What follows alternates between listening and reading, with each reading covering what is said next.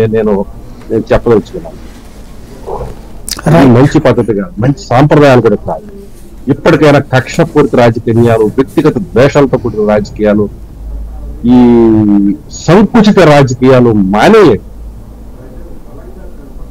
Right. Ravikiran గారు. సాయి గారు, ముందుగా మీకు తోటి ప్యానలిస్ట్ కి న్యూస్ బెంచ్ వీక్షకులందరికీ శుభ సాయంత్రం అండి. చాలా సంతోషం. ఈ రోజు ముఖ్యమంత్రి గారు బాధ్యత తీసుకున్నారు సెక్రటేరియట్ లో. దానిలో భాగంగా 5 సంతకాలు కూడా చేశారు. అలాగే చంద్రశేఖర్ గారు వచ్చారండి? వస్తున్నారు. ఓకే. మిత్రులు చంద్రశేఖర్ గారు తొలిసారిగా ఎమ్మెల్యే శాసనసభ్యుడిగా అయినందుకు వారికి అభినందనలు, శుభాకాంక్షలు. మనవాడు వచ్చాడు, ఏకైక మంచివాడు. చాలా సంతోషం. ఎందుకంటే మన ప్యానలిస్టుల్లో నిన్న కౌంట్ చేశారు. డాక్టర్ పార్థసారథి గారు ఒకళ్ళు, బొలిశెట్టి శ్రీనివాస్ గారు ఒకరు, అలాగే విజయ్ గారు ఒకరు, జనసేన విజయ్ గారు, అలాగే వైసీపీ చంద్రశేఖర్ గారు. ప్యానలిస్ట్ ప్రపంచం అనొచ్చు, ప్యానలిస్ట్ కులం అనొచ్చు. దానిలో 4 ఎరికైనందుకు నాకు హ్యాపీ. అందరికి 4కి అభినందనలు, శుభాకాంక్షలు. అయితే ఈ 5 సంతకాలు పెద్దలు శాంతిప్రసాద్ గారు వివరించారు. పెన్షన్లు, అలాగే ఏమండి ఈ స్కిల్ గణన అనేది ఒక కొత్త అంశం. మిగతా అంశాలు ఆల్రెడీ శాంతిప్రసాద్ గారు చెప్పారు. స్కిల్ గణన, స్కిల్ సెన్సెస్ అంటున్నారు. సో ఇది ఒక దేశంలోనే కొత్త రకమైనటువంటి సెన్సెస్ కాబోతుంది.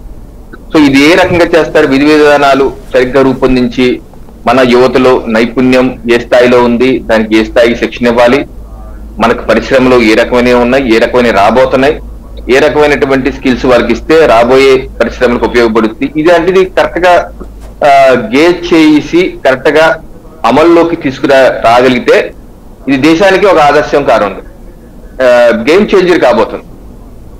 ఎందుకంటే మనం రాబోయే 5 సంవత్సరాల్లో మన ఆదాయం పెంచుకోవాలి అంటే ఒక మెగా పరిశ్రమలు కూడా ప్లాన్ చేసుకోవాలి. దాంతో పాటు దీర్ఘకాలిక ప్రణాళిక ఉండాలి, స్వల్పకాలిక ప్రణాళికలు ఉండాలి.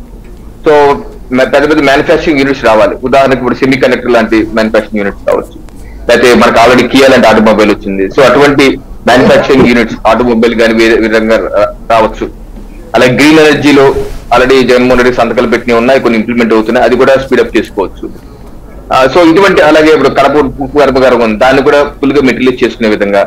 అలాగే పోర్ట్లు, జగన్మోహన్ రెడ్డి ప్రభుత్వం కొంత స్టార్ట్ చేశారు, ఇంకా అటు ఇటుగా ఉన్నాయి 4 పోర్ట్లు. ఆ పోర్ట్లు త్వరితగతిన పూర్తి చేసుకుని దానికి నేషనల్ హైవే, అలాగే రైల్ కనెక్టివిటీ వచ్చేది చూడాలి. అలాగే కాకినాడ పెట్రోకెమికల్ కాంప్లెక్స్ ఉంది, 50,000 ఉద్యోగాలు వస్తాయి, 50,000 కోట్ల పెట్టుబడులు. అది గెయిల్ హెచ్పిసిఎల్ కలిపి పెడతారు. దానికి రాష్ట్ర ప్రభుత్వం వైబిలిటీ గ్యాప్ ఫండింగ్ ఇవ్వాలి. 500 కోట్ల చొప్పున సంవత్సరానికి ఇస్తే 10 ఏళ్ల పాటు 500 చొప్పున ఇచ్చుకుంటూ వెళ్తే 10 ఏళ్ల పాటు వైబిలిటీ గ్యాప్ ఫండింగ్ ఇవ్వాలి. అది 2017-18 నుంచి పెండింగ్ లో ఉంది. జగన్మోహన్ రెడ్డి ప్రభుత్వం వచ్చినప్పుడు కూడా నేను అప్పుడు మంత్రి కురసాల కన్నబాబు గారు కూడా చెప్పాను, ఇది ఒకటి పెండింగ్ ఉంది గతం నుంచి, దాని మీద మీరు క్లియరప్ చేసుకుంటే మన ప్రాంతానికి అలాగే రాష్ట్రానికి ఉపయోగం అన్నారు. అది జరగలేదు. ఇటువంటి ప్లాన్ చేసుకోవాలి. పోలవరం ఉంది. సో ఇటువంటి అన్ని ప్లాన్ చేసుకున్నప్పుడు అలాగే స్వల్పకాలిక పరిశ్రమలు అంటే 1 సంవత్సరంలో అయిపోయి ఐటీ పరిశ్రమలు, లేదా ఎంఎస్ఎంఈ, లేదా ఫుడ్ ప్రాసెసింగ్ యూనిట్లు. సో ఇటువంటి లేదా ఆర్టిఫిషియల్ ఇంటెలిజెన్స్ మీద ఒక ప్రణాళికాబద్ధంగా వెళ్ళి ఈ స్కిల్ సెన్సెస్ దానికి జోడించి ఒక కరెక్ట్ ప్లాన్ పెడితే మాత్రం అద్భుతాలు సృష్టించబోతున్నాయి. ఇది దేశంలోనే ఒక కొత్త నాందికి ఉరవడికి చంద్రబాబు నాయుడు శ్రీకారం చుట్టిన వాళ్ళు అవుతారు.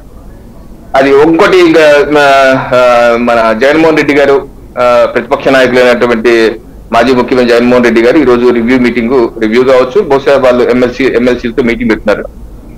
సరే, వారు కూడా స్వల్పంగా చెప్పారు, నాకు ఇంకా వయసు ఉంది, ఎనర్జీ ఉంది, ఎప్పుడో అప్పుడు మళ్ళీ నేను పాదయాత్ర మొదలు పెడతాను, ఐఎమ్ రెడీ ఫర్ దట్ అని రెడీ సంకేతాలు ఇచ్చారు. సంతోషమే. అయితే వారు ఎంతసేపు ఆలోచన, నేను బటన్ నొక్కాను, ఎందుకు వేయలేదు ఓట్లు అని ఆలోచనలో ఉండిపోయారు.